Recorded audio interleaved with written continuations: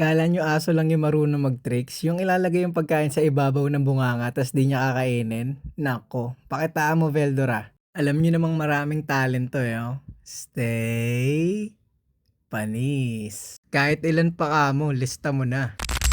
So maulang araw mga Lodi, kamusta naman ang buhay-buhay? Di ako masyadong makapag-video ngayon at medyo madaming pinupuntahan. Di ko rin kayo ma-update sa iba nating alaga, sana di sila mamaalam no? Lalo yung mga mantis, lagi ako wala sa bahay. Anyways, dito na lang muna tayo kay Veldora, pero wag kayong mag-alala, hindi kayo bibiguin yan. Ako naman, magpapakitang gilas yan may bagong tricks yan Eto, para mukhang kapani-paniwala, bibigyan natin siya ng pagkain, kakainin niya agad yan. Baka Veldora yan, napakatakaw niyan Lettuce nga pala pagkain niya ngayon, baka nagsasawa na siya sa mustasa So, kinain niya agad, 'di ba? Pero pag sinabi nating stay, marunong 'yan, nakakaintindi 'yan, tsaka hindi lang isa ilalagay natin, eto pa pangalawa 'Di ba? Isa pa hanggang mapuno.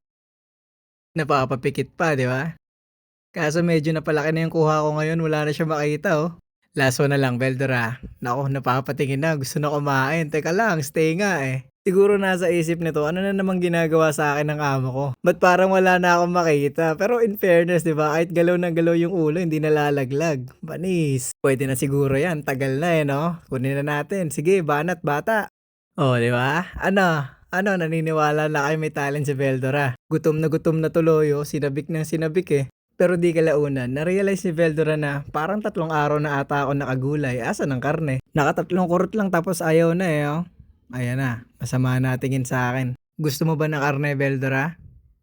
Okay. Pero syempre, hindi puro karne lang ipapakain natin. Dadayain natin si Veldora. Ayan, kung napansin nyo, nakakain din siya ng gulay habang kumakain ng superworm. So, pwede nyo gamitin yung technique na to pag sobrang arte sa gulay ng bearded dragon nyo. Ihalo nyo lang yung insekto sa gulay. Pipiliin niya pa rin yan. Pero syempre, makakakain at makakakain ng gulay yan. Ayan hindi niya na iluluwa yan. Wala na siyang no choice Kakainin niya na yan. So, ganito talaga yung ginawa ko kay Veldora simula nung baby siya. Pag ayaw kumain ng gulay, minimix ko talaga sila. Kaya kahit gulay lang ipakain sa kanya, talagang kakainin niya at matakaw pa rin. Kaso nga lang, 3 araw na siya nakagulay ngayon. Kaya ayun, syempre nananawa din sila pag isang variety lang ang ibibigay na pagkain, di ba? So last one na superworm, medyo madami na rin siya nakain. Iyon gulay lang yung nakain nung nakawala yung superworm. Ito, Veldora. Ito. Yan.